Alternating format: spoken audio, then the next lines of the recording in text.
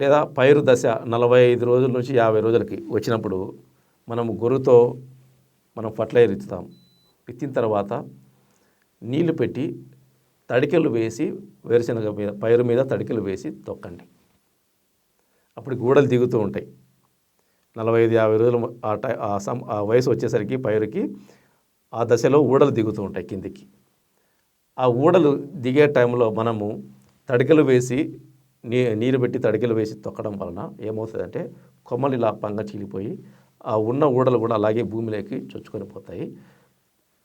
వేరుశనగ మొక్క కూడా ఇలా నిలువుగా ఉన్నది ఇలా పక్కకు పోతాయి అన్నమాట. కొమ్మలు ఇలా పక్కకి పోవడం వలన తర్వాత వచ్చే ఊడలు కూడా వెంబడే భూమిలోకి దిగిపోయి కాయ తయారవుతుంది. ఎవరైతే తడికెలు వేసి తొక్కుతారో తడి పెట్టి వాళ్ళకి దిగుబడి ఎక్కువ వస్తుంది. చాలామంది ఇది చేయడానికి ఇష్టపడరు. అంటే పైరు ఏదో అయిపోతుందేమో అని. మనం తొక్కినప్పుడు మాత్రమే పైరు మనకు అలా కనిపిస్తుంది.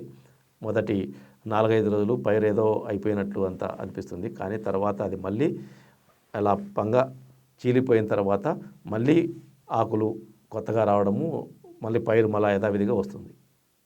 కానీ మనకు ఎక్కువ ఊడలు భూమిలోకి దిగిపోవడానికి అవకాశం ఉంటుంది. ఎక్కువ కాయలు కూడా వస్తాయన్నమాట. సో ఇది తప్పనిసరి చేయాల్సి ఉంటుంది. 45 నుంచి 50 రోజులు ఆ వయసు పైరులో ఇది తప్పనిసరి పాటించండి ప్రతి ఒక్కరు.